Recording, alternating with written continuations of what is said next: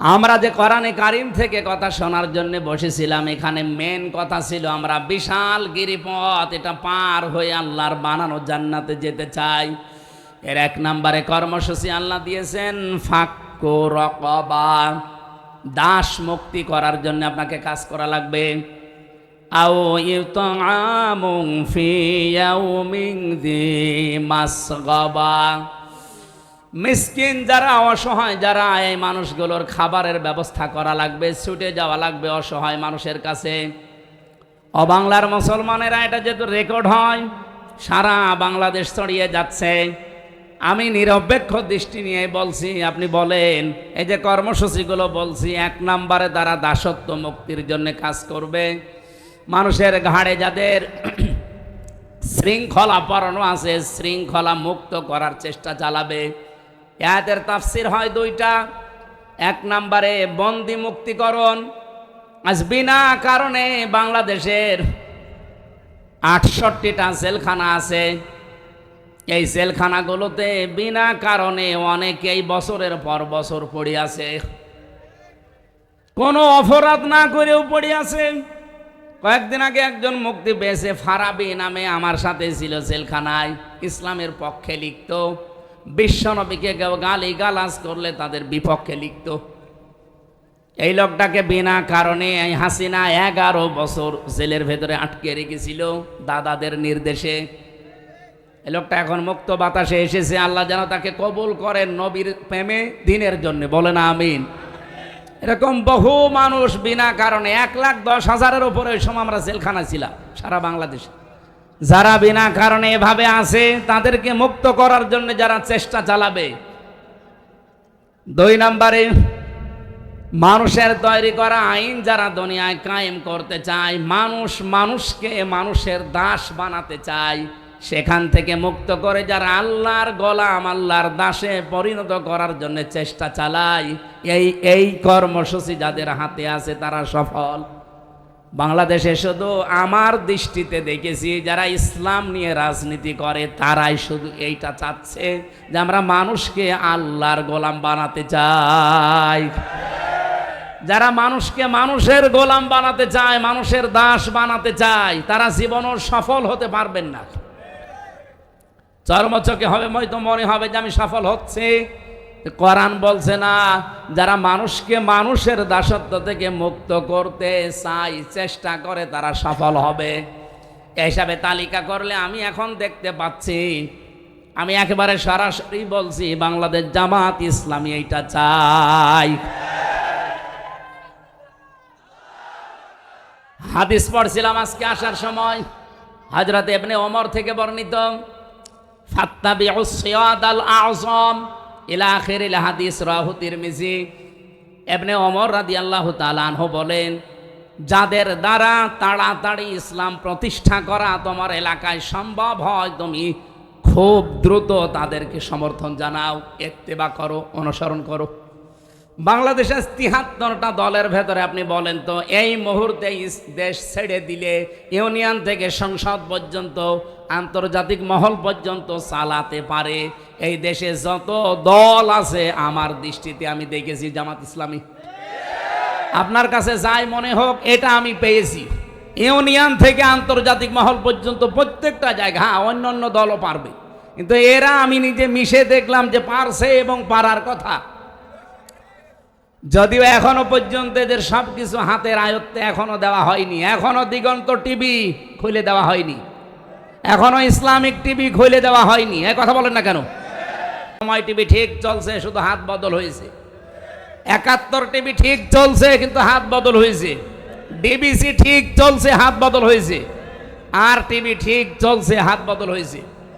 এগুলো যদি সব হাত বদল হয়ে চলতে পারে, দিগন্ত টেলিভিশন, ইসলামিক টেলিভিশন কি হয়েছে? এগুলো চলতে পারে না। মিডিয়া এত শক্তিশালী আপনি জানেন, একটা মিথ্যা কথা 10 বার বললে অনেকে সত্য মনে করে, আর ওরা ওই সমস্ত টিভি চ্যানেল দিয়ে একটা মিথ্যা কথাকে 100 বার প্রচার করে, এ দেশের মানুষ মনে করে না এটাই সত্য।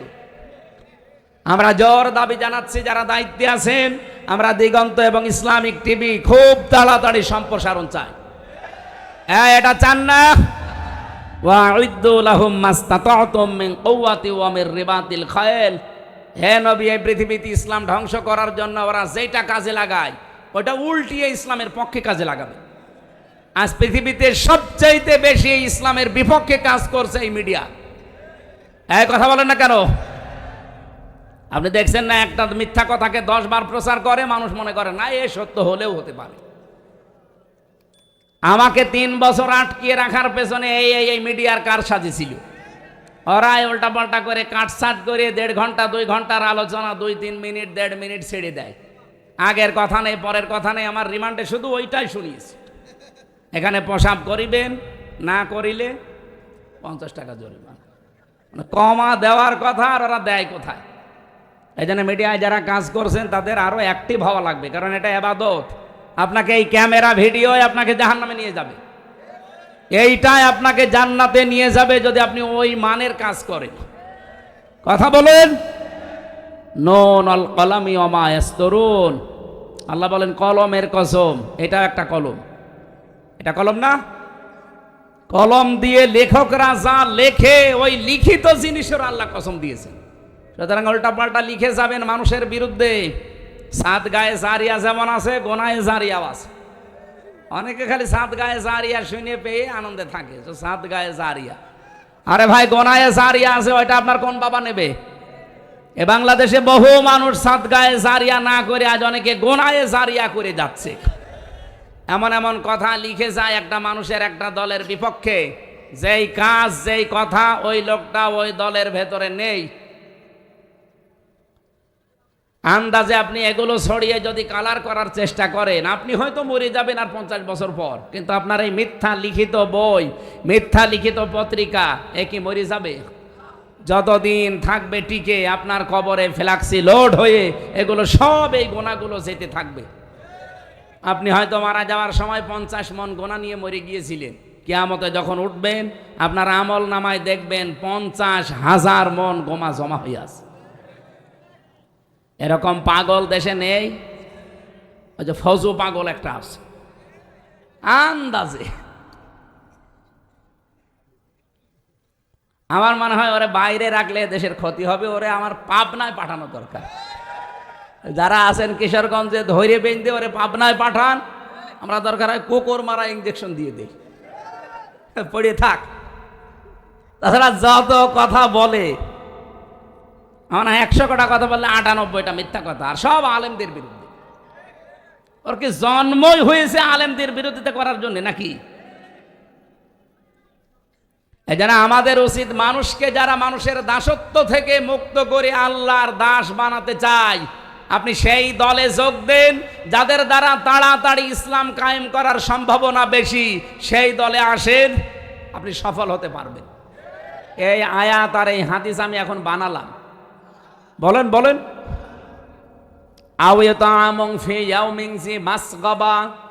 যারা এতিম মিসকিন অসহায়, যারা তাদের কাছে যারা এগিয়ে যায়, আজ 1 বছর 1 মাস এই দেশটা দ্বিতীয়বারের মতো আমরা যারা স্বাধীনতা বলছি, বলেন তো 1 বছর 1 মাসের ভেতরে সবচাইতে বেশি মানবতার কাছে এগিয়ে গেছে কোন দল? আপনি আন্দাজে না বলে নিরপেক্ষ দৃষ্টি দিয়ে বলেন। আমার কুষ্টিয়া জেলা দৌলতপুর থানায় ভাঙন আরম্ভ হয়েছে, বন্যা চলছে, কত দল তো কুষ্টিয়ায় আছে। শুধুমাত্র দেখলাম এই 3 দিনে বাংলাদেশ জামাত ইসলামী, যদিও তারা মুসলিম, যদিও তারা নিজেরাই অসহায়, 15-16 বছর তারা নিজেরাই অসহায়, এরপরও কয়েক ট্রাক মাল নিয়ে অলরেডি তারা বিতরণ করেছে। এলাকার মানুষ এখন খুশি। আমরা যদি ভালো কাজে এভাবে প্রতিযোগিতা করতে পারতাম, আর যত দল কুষ্টিয়াতে আছে প্রত্যেকেই যদি এই ট্রাক মাল নিয়ে গিয়েছে, তো কুষ্টিয়ার মতো যত জেলায় বন্যা হচ্ছে সবগুলো উত্তরণ করা সম্ভব হতো। এই কাছে নেই। আমি জামাত ইসলামীতে এসেছি জেলখানা থেকে আসার পর। এর আগে আমি অ্যাক্টিভ ছিলাম না শিবিরে, জামাতে, কোনো দলে না। ওই যে অভিখা ওয়াজ করে খেতাম। এখানে আসার পরে আমি অ্যাক্টিভভাবে মিশে কাজ করে দেখতে পাচ্ছি জামাত কর্মী মানেই সমাজকর্মী। এদের আসল কাজ এইটা, যে সমাজে উন্নয়নমূলক কাজে আপনি আগে অংশগ্রহণ করেন। এই জন্য আহ্বান জানাচ্ছি, এদের চরিত্রটা আপনিও নেন, আপনাকেও মানুষ ভালোবাসবে।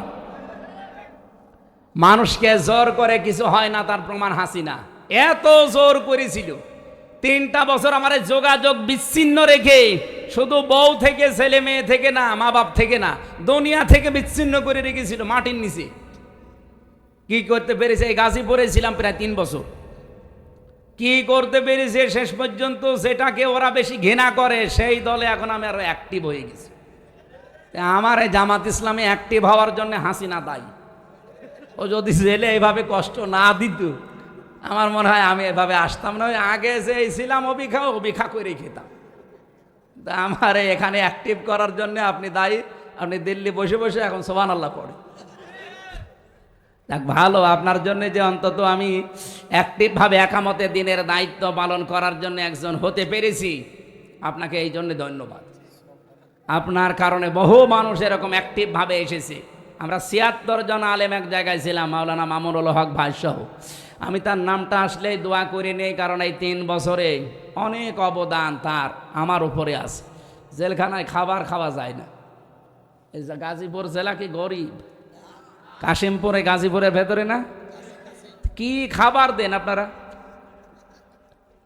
মাওলানা মামুনুল হক হাফিজাহুল্লাহ, আল্লাহরে বান্দা, 3 বছর আমার সাথে এক ঘরে ছিল, পাশাপাশি রুমে। আমরা মানে প্রতিদিন সকালে আর দুপুরের খাবার আমরা একসাথে খেতাম। খাবারটা গরম করতে পারতেন ওনার কাছে। এটা যদি না থাকতো আমার শরীর যা আছে, আমার মনে হয় আমি আরও দুর্বল হয়ে যেতাম। ওনার কাছে আমি এই জন্য ঋণী। আল্লাহ যেন তার সর্বোচ্চ মাকাম দুনিয়া আখেরাতে দান করেন, আমিন। সম্মানিত ভাইরা, আমি যেটা বোঝাতে চাচ্ছিলাম, জামাত কর্মী যারা আছে তারা যেমন সমাজকর্মী, তারা চাঁদাবাজি করে না, তারা আজ লুণ্ঠন করে না, তারা মানুষের মাথায় লাঠি দেয় না। একটাই কারণে, আমি যতটুকু দেখলাম, জামাতে যত মানুষ আছে কেউ বসে খায় না, প্রত্যেকটি মানুষ কাজ করে খায়।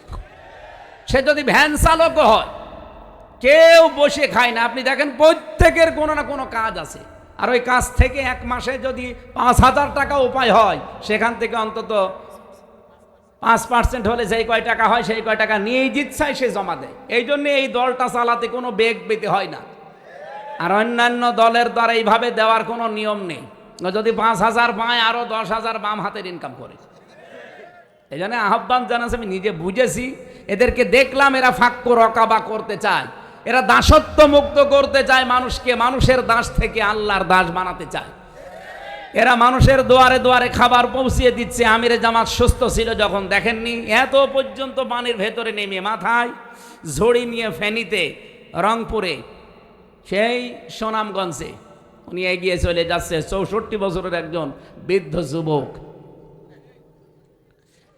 কোন দলের মানুষকে তো আমি এইভাবে অ্যাক্টিভ হতে দেখলাম না, কারণ তারা এই আয়াত পড়েছে, আয়াতের শিক্ষা নেয়নি। 3 নম্বরে আপনাদের গুণাগুণ অর্জন করা লাগবে। ইয়াতীমান যা মাকরাবা, এখানে শব্দের দিকে খেয়াল করেছেন। ইয়াতীমান যা মাকরাবা, নিকট আত্মীয়র ভেতরে যারা ইয়েতিম, অসহায়, এই মানুষগুলোর দায়িত্ব নেওয়া লাগবে, খোঁজ খবর নেওয়া লাগবে।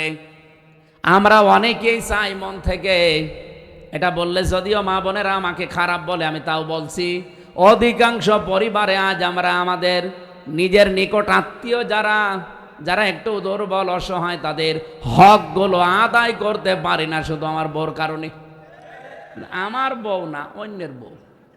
আমারটা বললে আমি মায়ের খাবো, এটা রেকর্ড হচ্ছে। সম্মানিত মা বোনেরা, আপনারা যেখানে যেখানে বসে আছেন, রেকর্ড শুনতেছেন, কি করবেন আপনি? নাই 200 বছর হায়াত পেলেন, আপনার স্বামীর যে সম্পদ হচ্ছে আরো 10 গুণ বৃদ্ধি হইল। আপনি আরামে খেলেন, সন্তান জন্ম দিলেন, পেশাব পায়খানা করে শেষ করে কবরে চলে গেলেন, কি হবে বলেন?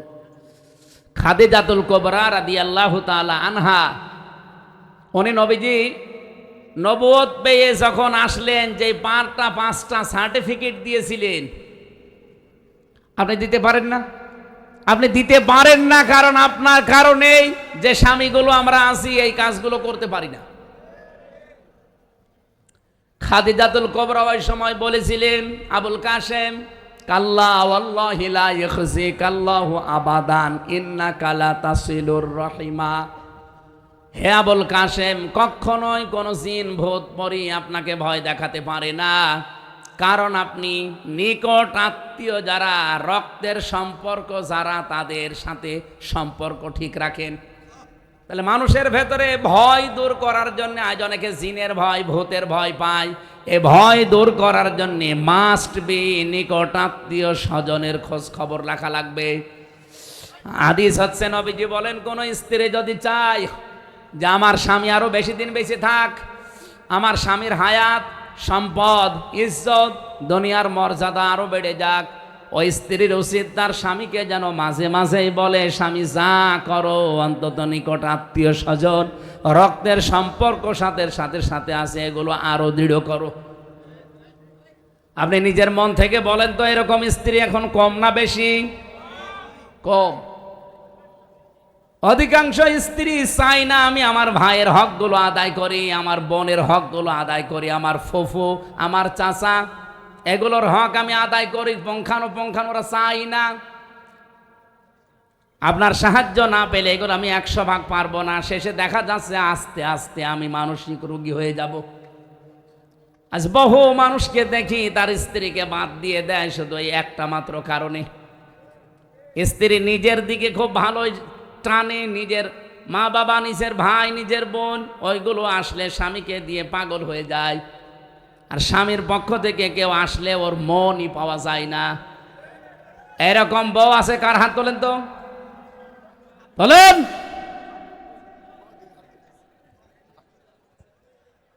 যাদের এরকম আছে তারা সাবধান। সম্মানিতা মা বোনেরা, নামাজ পড়ে রোজা রেখে আর কালো বোরকা পরে আপনি কি করবেন?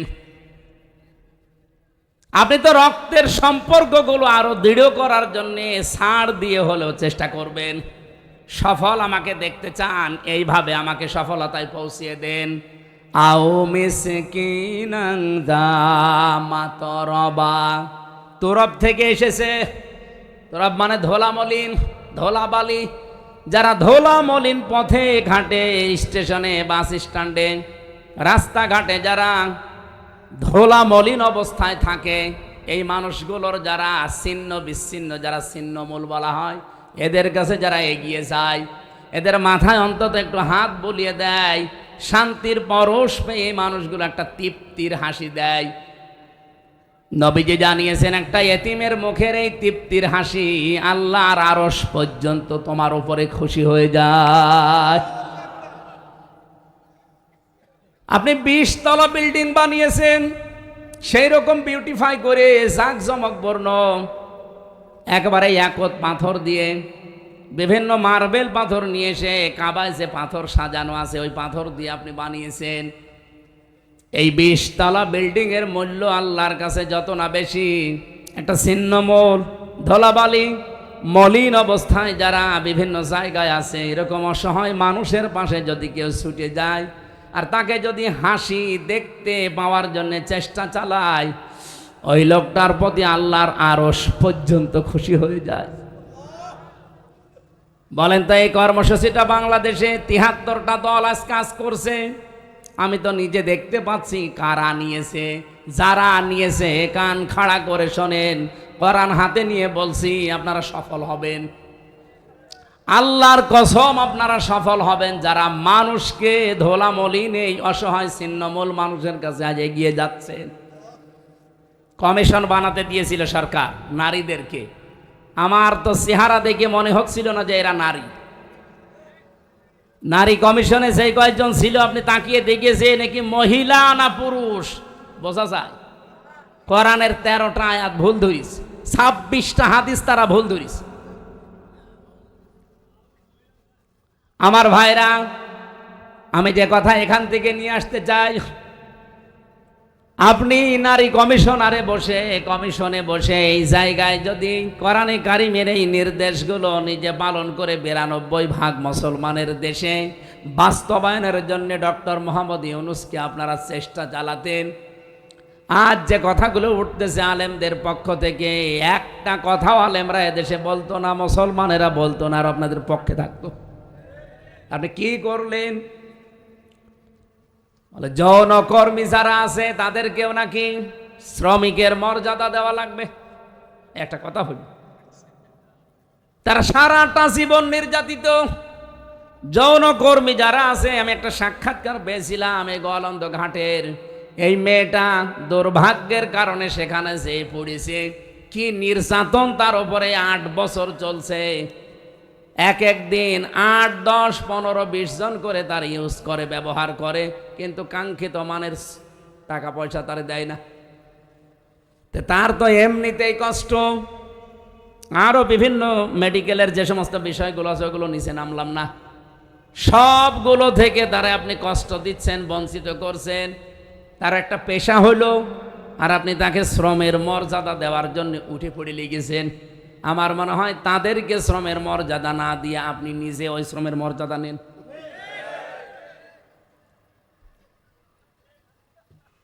আমি আর বাকিটা বললাম না, যতগুলো পয়েন্ট আমি 318 পৃষ্ঠা পুরাটা পড়েছিলাম, প্রত্যেকটা লাইনে মনে হচ্ছে সব ইসলামের বিরুদ্ধে। এই জন্য ধোলা মলিন যারা, যে সমস্ত অসহায় ছিন্নমূল মানুষ, আমাদের কাজ হবে এখন থেকে যে যেই জায়গায় আছি এখান থেকে এদের কাছে এগিয়ে যাওয়া। সুম্মা কানা মিনাল্লাযীনা আমানু ওয়া তাওয়াসাউ বিস-সাবরি ওয়া তাওয়াসাউ বিল মারহামা। এরপরে যারা ঈমান আনতে পারে, ঈমানের যে 4টা শর্ত আছে এগুলো মেনে যারা ঈমান আনে, আর যারা সবর, ধৈর্য এগুলো নিজেরা ধরে এবং উপদেশ দেয়। বাংলাদেশে এখন যে অবস্থা চলছে, আপনারা খোঁজ খবর রাখেন কিনা আমি জানি না, আমার এই ছোট্ট মাথার ভেতরে যতগুলো তথ্য আসতেছে, খুব গভীর ষড়যন্ত্রে আমরা এখন কিন্তু আছি, বিশেষ করে আমাদের এই দাদাদের দ্বারা। ওরা চাচ্ছে যে কোনো কায়দা এখানে একটা হট্টগোল বাঁধিয়ে আন্তর্জাতিক মহলের কাছে দেখাতে চায় যে দেশটা জঙ্গি রাষ্ট্র, এই দেশে টপিওয়ালাদের কাজ কারবার বেড়ে যাচ্ছে। আমরা এই জন্য খুব সতর্কতার সাথে পা ফেলতে চাই। কেউ যদি পায়ে পা দিয়ে ঝগড়া করতে চায়, দোলা ভাই বলে অন্তত ফিরে আসা দরকার এখন। ওয়াতাওয়াসাউ বিস-সাবরি, সবর ধৈর্যের সর্ব উৎকৃষ্ট প্রমাণ এখন দিতে হবে। ওয়াতাওয়াসাউ বিল মারহামা, একে অপরকে রহম, এই যে রহম ছাড়া এখন আর উপায় নেই। আল্লাহ রাব্বুল আলামিন যে গুণাগুণগুলো কোরআনে সূরা বালাদের 11 থেকে 16 নম্বর আয়াতে দিলেন, এগুলো যারা পালন করতে পারে, রব্বুল আলামিন জানিয়েছেন উলাইকা আসহাবুল মাইমানা, এরাই হচ্ছে সৌভাগ্যশালী ডানপন্থী, এরা জান্নাতি। বলেন আমিন। হাদিস পড়েছিলাম, খায়রুন নাস মান ইয়ানফাউন নাস, উত্তম মানুষ ওইটা যার দ্বারা মানুষের উপকার হচ্ছে এবং হবে। নবীজি ইয়ানফাউ দিয়েছেন, এটা মজারে, বর্তমান ভবিষ্যৎ, প্রেজেন্ট ফিউচার। আল্লাহর নবী কিন্তু খায়রুন নাস মান ইয়ানফাউল মুসলিমিন দেননি, যে মুসলমানের যারা উপকার করছে করবে তারা উত্তম মানুষ আল্লাহর কাছে না। নাস আছে, হিন্দু, বৌদ্ধ, খ্রিস্টান, মুসলমান যেই হোক, মানুষ যারা তাদের উপকার করবেন, তাদেরকে নিরাপত্তায় থাকার ব্যবস্থা করবেন, আপনি আল্লাহর কাছে উত্তম মানুষ। কালকে রাত 11টার দিকে আমার ঘরে একজন হিন্দু এসেছি, আমি মনে করলাম যে মুসলমান হওয়ার জন্য এসেছি, না, এসে আমার একটা ভিডিও দেখাচ্ছে। কি ভাই নাম জিজ্ঞাসা করলাম, বলছে বিনোদ কুমার আগরওয়ালা, অনেক ধনী মানুষ কুষ্টিয়াতে। তো কি জন্য এসেছে, ওর নাম শুনে আমি এবার বুঝলাম যে ও আমার ধর্মের না অন্য ধর্মের। আমার বলছে হুজুর আমি মুসলমান হওয়ার জন্য আসিনি, আমি একটা ভিডিও দেখাতে চাই। সেদিন যে হিন্দু, বৌদ্ধ, খ্রিস্টান এদের সাথে একটা আলোচনা ছিল, সেখানে বলেছিলাম যে ইসলাম যদি দেশে আসে তাহলে আমরা যেভাবে নিরাপত্তায় আছি, নিরাপদে আছি, ওনারা অনেকগুলো কথা আমাকে শোনালে যে আমরা এই ঝামেলায় আছে এই 15 বছরে সংখ্যালঘু হওয়ার কারণে। অভয় দিয়েছিলাম যদি ইসলাম দেশে আসে একবার, শুধু আমরা যেভাবে নিরাপত্তায় আছি আমাদের চাইতে কমপক্ষে 10 গুণ বেশি নিরাপত্তায় থাকবে। আমির জামাত ঘোষণা দেয়নি দেশে মসজিদ যদি পাহারা দেওয়া না লাগে, মন্দিরও পাহারা দেওয়া লাগবে না? বলেন বলেন। ওনাকে অভয় বাণী দিয়েছিলাম যে এই দেশে জামাত ইসলামের ঘোষণা, 300 এমপি তারা ঘোষণা দিয়েছে, যদি এমপি পাশ করে তারা আপনাদের ভোট নিয়ে আল্লাহর রহমতে 100 টাকা নিয়ে এমপি হলে 5 বছরে 1 টাকাও বাড়বে না, আর যারা যা আছে কমে যাবে। ওনার নাকি এই কথাটা খুব বেশি ভালো লেগেছে, আমার ভিডিও দেখাচ্ছে। আমার ভিডিও না দেখে আপনি একটু মুসলমান হলে ভালো হয় না? আমরা শুধু মুখে বলা আমিরে জামাতের ঘোষণা শেষ করেই না, আমরা এটা কাজে দেখাতে চাই। আর দেশে আমি সারা বাংলাদেশ তো ঘুরছি, আমি দেখতে পাচ্ছি যে জোয়ার এবার উঠেছে, আমার মনে হয় এই জোয়ারে এবার ইসলামকে সংসদ পর্যন্ত নিয়ে যেতে পারে। আর একবার যদি নিয়ে যায় না, কিয়ামত পর্যন্ত ইসলামের হাত থেকে দেশ আর কেউ নিতে পারবে না, সে যত বড় ষড়যন্ত্র করুক না কেন। আমরা এবার একটু দেখানোর সুযোগ পেয়েছি, দল মত নির্বিশেষে ইসলাম যারা মানে। আগে একটা কথা ছিল যে দুইজন ইংরেজি শিক্ষিত মানুষ এক জায়গায় থাকতে পারলে টুপিওয়ালা দুইজন এক জায়গায় থাকতে পারে না, কিন্তু এটা ভুল প্রমাণ হয়েছে। এবার সব টুপিওয়ালা প্রায় এক জায়গায় এসে গেছে, কয়েকটা ছিঁড়া ছোটা বাদ দিয়ে। ওগুলো হুজুর না, ওগুলো খেজুর, ওগুলো ওলামা লীগের মতো, বালাম বিন বাওরার মতো, ফরিদ উদ্দিন মাসুদের মতো। ওগুলো আলেম বললে গোনা হবে, আলেম নামে ওগুলো জালেম। এই জন্যে দেখতেছি এখন সব যেহেতু এক হয়ে গেছে অলরেডি। মাওলানা মামুনুল হক মাঝে মাঝে খাবার খাওয়ার সময় আমার বলতো, হামজা কি ভাবতাম বাইরে, আরে ভেতরে এসে কি দেখছি।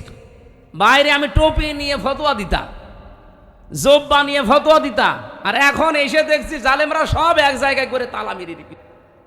আল্লাহ যদি বাইরে কোনোদিন নিয়ে যায়, যাই করি অন্তত এবার আমরা এক হব, সেইটাই উনি চেষ্টা চালিয়েছিল সারা দেশে। আমার মনে হয় সফল হচ্ছে এবং হতে যাচ্ছে ইনশাআল্লাহ। কয়েকদিন আগে যশোরের কলেজের এক অধ্যাপক, উনি বিসিএস ক্যাডার, হিন্দু বেটা মানা হিন্দু ভদ্রলোক, উনি এসে মানে মুসলমান হবে না, কিন্তু কোরআন শরীফ জানতে চায়। আমি বললাম যে স্যার আপনার মুসলমান হওয়ার দরকার নেই, আপনি শুধু কোরআন শরীফ আমাদের ধর্মীয় গ্রন্থ একটু বুঝে বুঝে পড়বেন। আপনি 2-3 মাস সময় নেন, 2-3-4 মাস যত সময় লাগে একটু বুঝে বুঝে পড়বেন। আপনি যদি আরবি না পড়েন, বাংলায় পড়েন, ইংরেজিতে পড়েন, যে ভাষায় পারেন একটু বুঝে পড়বেন। মুসলমান হওয়ার আপনার আমার দরকার নেই। উনি 3 মাস পরে দেখি নিজের থেকে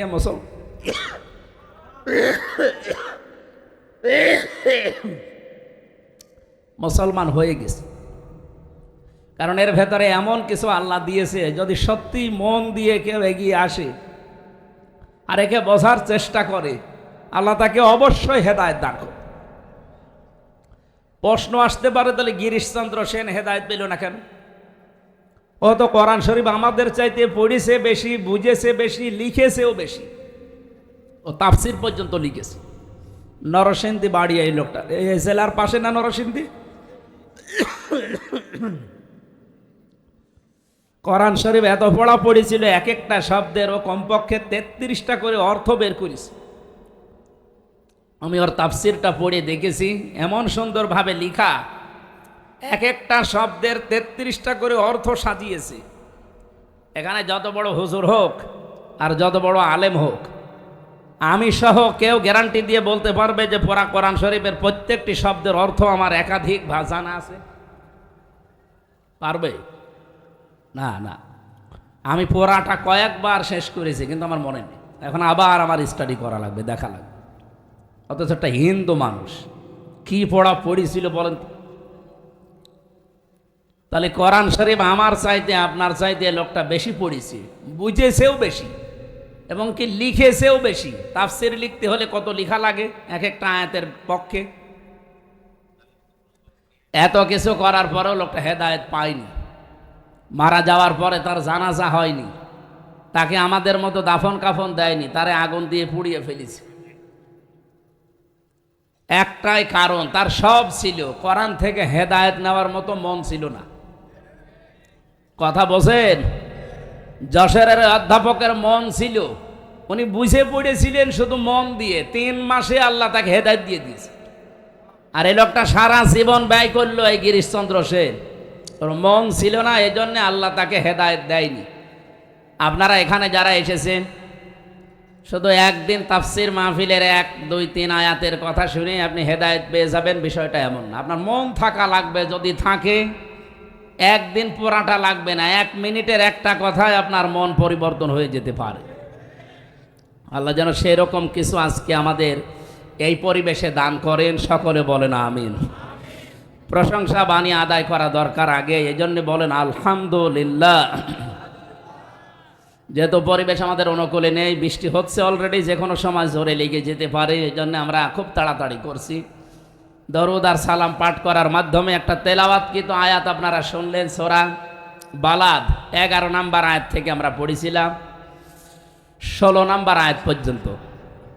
গুরুত্বপূর্ণ কিছু মেসেজ আল্লাহ এই আয়াতের ভেতরে আমাদেরকে দিতে চেয়েছে, একটু এদিকে খেয়াল করে থাকেন। সূরা বালাদ কি বললাম বলেন তো? বালাদ শব্দের শাব্দিক অর্থ কি? নগরী। বালাদ মানে কি? নগরী। সূরা পরা কোরআন শরীফে আল্লাহ 114টা সূরা দিয়েছেন, 92টা সূরা আছে মক্কার আর 22টা সূরা আছে মদিনার। আরও মতভেদ থাকতে পারে, তবে এইটা এখন প্রসিদ্ধ।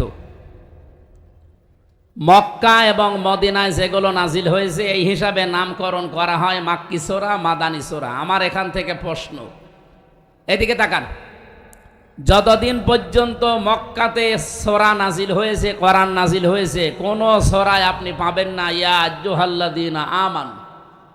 আছে? এখানে যারা কোরআন পড়েন বসেন, আপনারা জবাব দেন তো, পড়া কোরআনে যত জায়গায় মাক্কি সূরা, কোন জায়গায় ইয়া আইয়ুহাল্লাযীনা আমানু আছে? হে ইমানদারেরা নেই। হ্যাঁ আছে ইয়া আইয়ুহাল ইনসান বা ইয়া আইয়ুহান নাস, হে মানব মণ্ডলী। মদিনায় যে 22টা সূরা নাজিল হয়েছে সেখানে দেখবেন ইমানদারকে আল্লাহ ডাক দেওয়ার সময় ইয়া আইয়ুহান নাস আর বলেননি, বলেছে ইয়া আইয়ুহাল্লাযীনা আমানু। আমি কথা যেহেতু অল্প সময় বলবো, গুরুত্বপূর্ণ কিছু পয়েন্ট আসবে, আপনারা মনে রাখবেন, আশা করছি সামনে কাজে লাগবে। মক্কায় বলেন তো নবীজি নিজে আছে, হযরতে আবু বকর সিদ্দিক রাদিয়াল্লাহু তাআলা আনহু আছে, হযরত ওমর আছে রিদওয়ানুল্লাহি তাআলা আলাইহিম আজমাইন, যারা সরাসরি জান্নাতের সার্টিফিকেট ধারী মানুষ। এ মানুষগুলোর ঈমান ছিল না? জবাব দেন, ছিল না? আল্লাহ কেন ইয়া আইয়ুহাল্লাযীনা আমানু বললেন না? কারণ যতদিন নবীজি 13 বছর নবুয়ত পাওয়ার পরে মক্কায় ছিলেন, ওই সময়ের রাষ্ট্রের দায়িত্ব ছিল আবু জেহেল। কে ছিল? আরো জোরে বলেন। এই লোকটা যতদিন দায়িত্বে আছে ততদিন আল্লাহর বিধান দিয়েই তো দেশ চালিয়েছে নাকি? নবীজি ওখান থেকে মদিনায় গেলেন, রাষ্ট্র গঠন করলেন, 10 বছর এই কোরআন দিয়ে মদিনা চালিয়েছিলেন, রাষ্ট্র চালিয়েছিলেন। আল্লাহ রাব্বুল আলামিন মদিনাতে যতদিন কোরআন নাজিল করেছেন, কোন জায়গায় 89 জায়গায় আপনি পড়া কোরআনে পাবেন, কোন জায়গায় আর ইয়া আইয়ুহান নাস বললেন না, বললেন ইয়া আইয়ুহাল্লাযীনা আমানু, ও হে যারা ঈমানের দাবি করো তাদেরকে বলছি। আমার এই ছোট্ট মাথার ভেতরে এই চিন্তা এসেছে, আমি মদিনার লাইব্রেরিতে ছিলাম, অনেকক্ষণ ছিলাম, অনেকগুলো বিষয় নিয়ে আলোচনা করতে। আমার এক বন্ধু থাকে ওখানে মদিনা বিশ্ববিদ্যালয়ে, তার সাথে বসে এই যে 4 দিনের 3 দিনই তার সাথে চেষ্টা করলাম, দেখি কিছু নেওয়া যায় কিনা। এই বিষয়টা আমার মাথার ভেতরে এসেছে, যতদিন পর্যন্ত নবীজি নিজে সাহাবায়ে কেরামকে নিয়ে মক্কায় ছিলেন, ইয়া আইয়ুহাল্লাযীনা আমানু এ ডাক শুনতে পারেননি। মদিনায় গিয়ে শুনেছিলেন একটাই মাত্র কারণ সেখানে রাষ্ট্রীয়ভাবে ইসলাম কায়েম হয়েছে, কোরআনের বিধান চলছে। বাংলাদেশে 54 বছর স্বাধীন হয়েছে, আপনি কোনো দিকে মন না দিয়ে এখান থেকে কিছু নেওয়ার চেষ্টা করেন। এই 54 বছরে আজ পর্যন্ত কোরআনের 500 আয়াত আছে শরীয়তের বিধান, একটাও চলছে। এই দেশে যদি আপনি যতই দরবেশ দাবি করেন, এখনো পূর্ণাঙ্গ ইমানদার আল্লাহর কাছে আপনি বিবেচিত হতে পারেন। আপনি পূর্ণাঙ্গ ইমানদার হতে পারবেন যখন আপনার ব্যক্তিগত জীবন থেকে আন্তর্জাতিক জীবন পর্যন্ত কোরআন দিয়ে চলবে। আর এটা চালাবে ফেরেশতারা। হ্যাঁ, এই কথাটা এখন বলতে গেলে কিছু মানুষের রাগ হয়। এই 15.5 বছরে মসজিদের মেহরাব থেকে যখন কথা বলতাম জুলুমের বিরুদ্ধে, কিছু মানুষ বলতো এ একেবারে সাহসী হুজুর।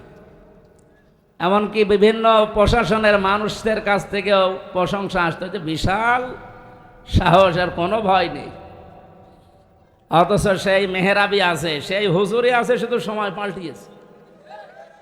সেই কথাগুলো এখন জুলুমের বিরুদ্ধে, মানুষের অধিকারের পক্ষে, ন্যায়ের পক্ষে কথা বলতে গেলে কিছু মানুষ এখন দেখছি বলছে যে এ মসজিদ কি রাজনীতি করার জায়গা? তা আপনি 15 বছর বললেন না কেন? মসজিদে মেহরাব নামে যে জায়গাটা আছে যেখানে ইমাম সাহেব দাঁড়িয়ে খুতবা দেয়, মেহরাব মানে কি?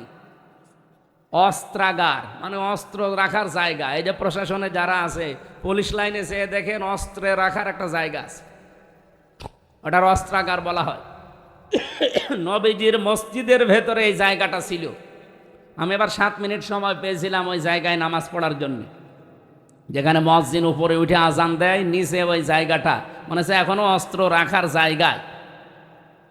আপনি এই কথাগুলো এখন জুলুমের বিরুদ্ধে, শিরিকের বিরুদ্ধে, কুফরের বিরুদ্ধে, বেদাতের বিরুদ্ধে এই মসজিদের মেহরাব থেকে বললে আপনার কাছে রাজনীতি মনে হয়? আপনাকে তো আমার মনে হয় হাসিনা রোগে ধরিস। ওটা রোগ। হাসিনা একটা কি কলেরা যেমন রোগ, ওটা একটা রোগ। রোগ আল্লাহ বিদায় দিয়েছে। কয়েকদিন আগে খুব গালিগালাজ শুনছিলাম গোপালগঞ্জ নিয়ে। ম্যাডাম খালেদা জিয়া বলেছিল না যে গোপালই পাল্টিয়ে ফেলবো। আমারে সাংবাদিক বলছে যে আপনি কি চান? আমি বললাম যত গালিগালাজ হচ্ছে, অন্তত এই গালিগালাজ থেকে ওই জেলাকে বাঁচাতে হলে জেলাটা বিভিন্ন জেলায় ভাগ করে দিন। ওদিকে নড়াইল আছে, এদিকে ফরিদপুর আছে, মাদারীপুর আছে, কারণ ওদের 3টা আসন, খুব বড় জেলা না। এত গালিগালাজ না খেয়ে 3 আসন 3 জেলায় ভাগ করে দিন, তাহলে আর কেউ গালিও দেবে না, কারণ জেলায় নেই। এই শুনে আপনি ম্যাডাম খালেদা জিয়ার উপরে রাগ করেন না, আমার উপরে রাগ করেন কেন? আমি তো তাও বলেছি ভাগ করে দিতে, আর উনি তো বলেছে পাল্টিয়ে ফেলবো। উনি যদি থাকতো, এখন আছে, আর যদি সত্যি সামনে চেয়ার পায়, ও জেলার নাম রাখবে? গোপালগঞ্জ আমার মনে হয় গোলাপগঞ্জ বানিয়ে দেবে। আমি তো গোলাপগঞ্জ বানাতে চাইনি, আমি বলেছি সব ভাগ ভাগ করে দিন, নাম থাকবে না, মানুষ গালিও দেবে। আমি বাঁচাতে চাইলাম, আর আমারে এখন বাস দেয়, বলে এই জেলায় আসো করে আমরা দেখব। কি দেখবে না? আপনারও যা আছে আমারও তাই আছে, কি দেখবে? সম্মানিত ভাইরা, আমরা যে কথা তুলেছিলাম সরায়ে বালাদ, এ মাক্কি সূরা, এটা মদিনায় যতদিন পর্যন্ত নবীজি ইসলাম কায়েম করতে না পেরেছেন, ইয়া আইয়ুহাল্লাযীনা আমানু শুনতে পারেননি। বাংলাদেশে 54 বছরে আমরা যারা আছি মনে করছে শুধু 2 বেলা জিকির করে মসজিদে একটু সময় ব্যয় করে আমি জান্নাতে চলে যাব, না, জীবনেও পারবেন না। এই আয়াতগুলো তাহলে মিথ্যা হয়ে যাবে। যারা আলেম আছে তাদেরকে আরো অ্যাক্টিভ হওয়ার জন্য বলছে। সূরা বালাদের 11 নম্বর আয়াতে আল্লাহ পাক বলেন, ফালাকতা হামাল আকাবাতা ওয়া মা আদরাকা মাল আকাবা। হে নবী, এই মানুষগুলো কিন্তু গিরিপথ পাড়ি দিতে রাজি না। এই আয়াতের আগে দেখবেন 10 নম্বর আয়াতে আল্লাহর ঘোষণা ছিল, ওয়া হাদাইনাহুন নাজদাইন, আমি ভালো আর মন্দ 2টা রাস্তা তাদেরকে বলে দিয়েছি। তার একটা রাস্তা গিরিপথ বললেন কেন? আকাবা মানে কঠিন পথ, গিরিপথ। যমুনা সেতুর এদিক থেকে ওদিকে পার হওয়ার জন্য একটা বিরাট ব্রিজ পার হওয়া লাগে, 5.5 কিলো 6 কিলোমিটার। আপনাকে যদি সত্যি দুনিয়ার এই জীবন থেকে জান্নাতের ওই জায়গায় যেতে হয়, মাস্ট বি একটা গিরিপথ পাড়ি দেওয়া লাগবে। বিশাল একটা সাঁকো ব্রিজ, সেতু যাই বলেন, এটা পার হওয়া লাগবে, নয়তো আপনি আল্লাহর বানানো যে বাগান জান্নাত যেতে পারবেন না। এ পর্যন্ত বলে আল্লাহ শেষ করে দেননি। রব্বুল আলামিন বলেন, হে নবী, আপনি কি জানেন এই গিরিপথ কি? ওমা আদরাকা মাল আকাবা, এই যে গিরিপথ, কঠিন পথ, এটা কি জানেন আপনি? আপনি কোনোদিন শুনেছেন এই আকাবার কোনো সম্পর্কে কিছু? এই আকাবা পার না হলে আপনি জান্নাতে যেতে পারবেন না। কত মানুষ দেখি বিভিন্ন সময় এসে বলে, হুজুর এমন ওয়াজ করবেন যেন এক ওয়াজ শুনি আমি জান্নাত চলে যেতে পারি। বলে হ্যাঁ, একটা ওয়াজ আছে। আমি কোরআন শরীফ পুরাটা পড়ে একটা ওয়াজ এইভাবে পেয়েছি যে একটা কথা যদি কেউ মেনে নিতে পারে, আল্লাহ পাক তার ওই আকাবা পার করে জান্নাতে দিয়ে দেবে। আজকে সেই ওয়াজটা আমার আয়াতের শেষে তেলাওয়াত ছিল, উলাইকা আসহাবুল মাইমানা, এরাই সৌভাগ্যশালী, এরাই ডানপন্থী, এরাই হচ্ছে জান্নাতি। এখন যে গিরিপথ পার হয়ে আপনি জান্নাত পর্যন্ত যাবেন, এই গিরিপথ পাড়ি দিতে হলে যে কর্মসূচিগুলো হাতে নেওয়া লাগে, বাংলাদেশে এখন 73টার উপরে দল কাজ করছে। সবাই শান্তি চায় দেশে। কয়টা?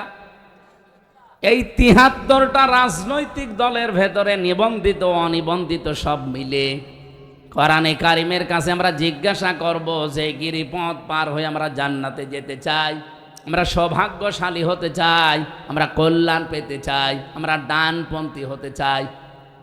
এর পরবর্তীতে আল্লাহ কিন্তু বামপন্থী মানুষের কিছু পরিচয় দিয়েছেন। বাংলাদেশে বামপন্থী নেই? বলেন তো, বাম হাতের কাজ কি সব ভালো? কি করে এটা দিয়ে? আমি নিচে নাই নামলাম বামপন্থী বলে, আর যারা বুক ফোলান বলেন তো আমি বাম রাজনীতি করি। আপনি কি মানুষ? আপনারে দিয়ে তো ওই জায়গা পরিষ্কার করা দরকার, কারণ আপনি বাম। কোরআনে যেখানে বাম ওলাইকা সহাবুল মাশআমা এই সমস্ত শব্দগুলো আল্লাহ দিয়েছেন, তার পরবর্তীতে দেখবেন কিছু নিকৃষ্ট গুণের কথা দিয়েছেন। আমি কোরআন পড়ে বাংলাদেশের সাথে মিলিয়ে দেখেছি, এদেশে যারা বামপন্থী রাজনীতি করে ওগুলোর সব তাদের ভেতরে আছে। বামপন্থী যারা বাম হাতের কাজ আপনারা অবশ্যই দেখেন, ওদের অনেকগুলো চরিত্রের কথা আছে। ১ নম্বরে ওরা আন্দাজে কথা বলে বেশি। বামপন্থী রাজনীতি এদেশে আজ যারাই করছে দেখেন, কারো বিরুদ্ধে কথা বলতে গেলে সঠিক তথ্য নিয়ে আসে না, আন্দাজে বলে। ঢাকা বিশ্ববিদ্যালয়ে আমি নাম নিলাম না একজনের, কি যেন মোল্লা নাকি নামের শেষে আছে, এই ছেলেটার কথাবার্তার আমি শুনি মাঝে মাঝে। ও যা তথ্য দেয় বিভিন্ন দলের পক্ষে বিপক্ষে, সবগুলো মিথ্যা কথা। আমরা কোরআনে কারিমে সূরা আরাফ থেকে কিছু তেলাওয়াত কিন্তু আয়াত আজকে আমি আসার সময় পড়ছিলাম। হযরতে শুআয়ব আলাইহিস সালামের জামানায় তার উম্মতদেরকে আল্লাহ ধ্বংস করে দিয়েছিলেন 2টা কারণে। 1 নম্বরে তারা ওজনে কম বেশি করত, 2 নম্বরে তারা তর্ক করত মিথ্যা বিষয় নিয়ে।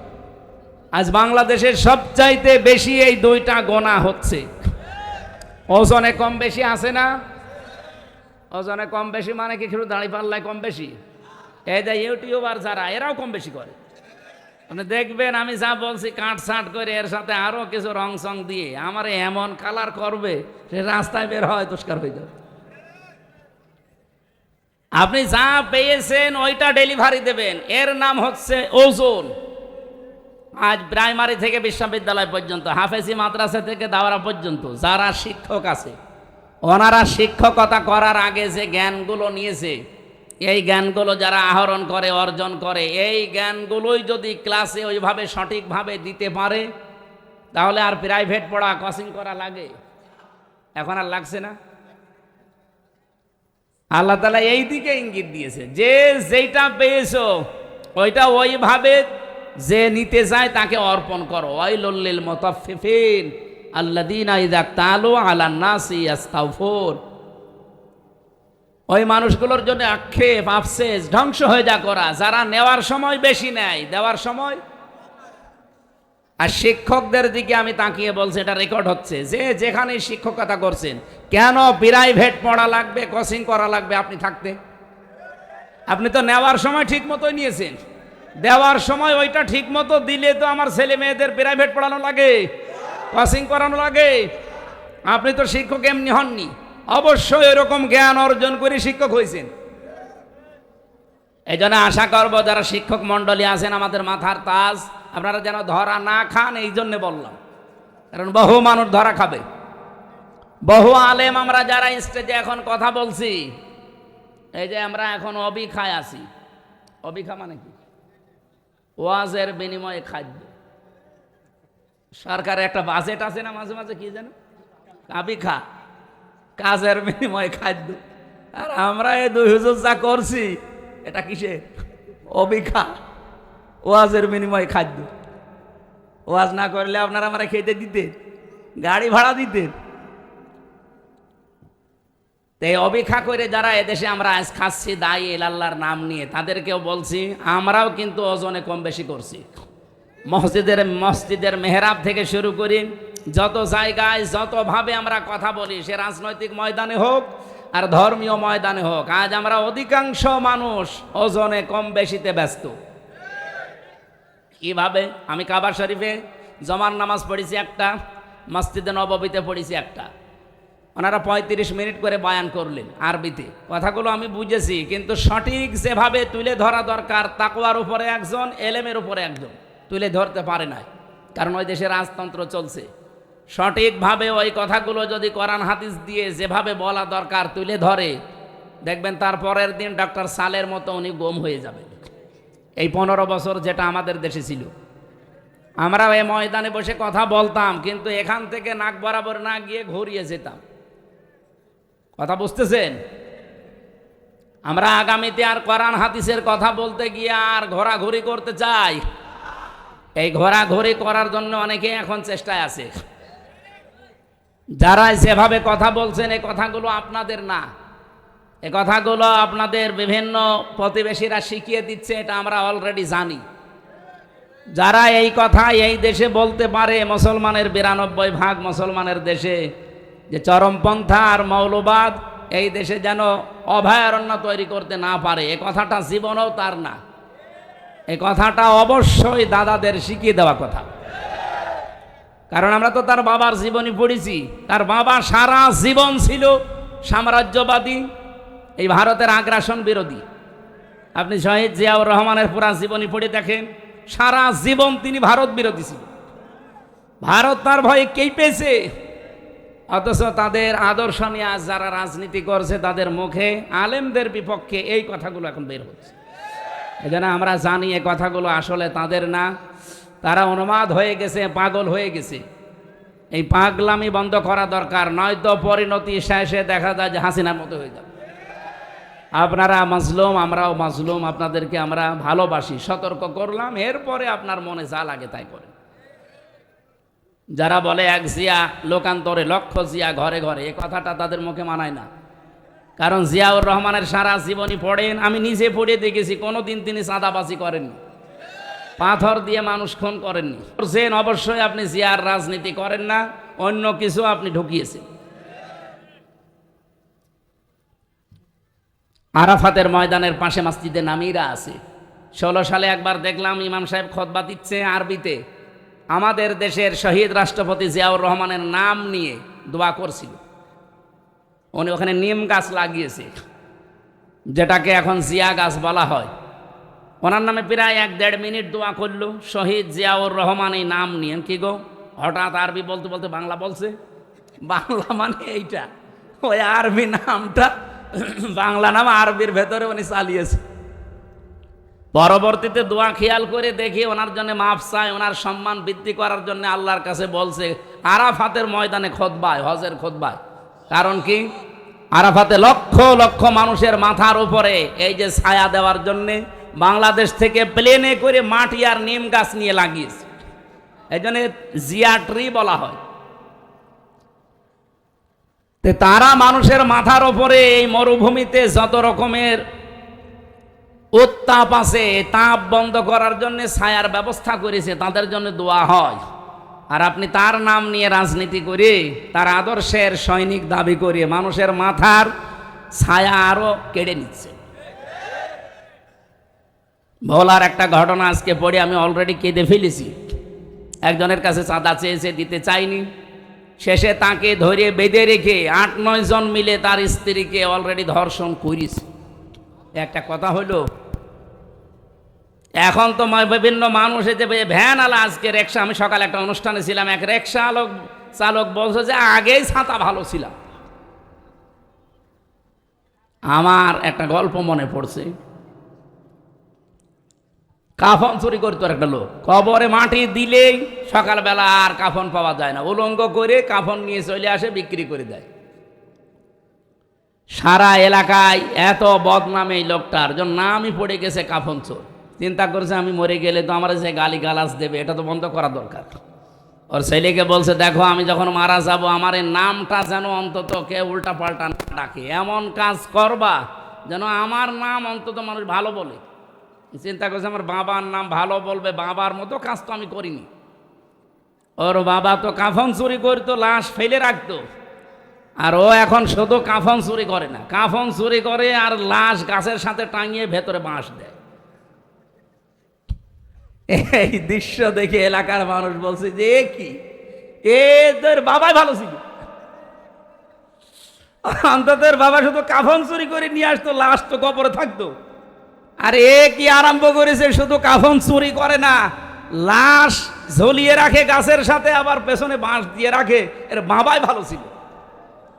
আমার তো মনে হচ্ছে 15.5 বছর যে জুলুম অত্যাচার নির্যাতন হয়েছে, এক বছরে অনেকে তা ছাড়িয়ে চলে গেছে। এই জন্য ভ্যান চালকও এখন বলছে যে ছাতা আগেই ভালো ছিল। এ কথা যেন আর সামনে না বলতে পারে, এ বিষয়ে সতর্ক হওয়া দরকার না।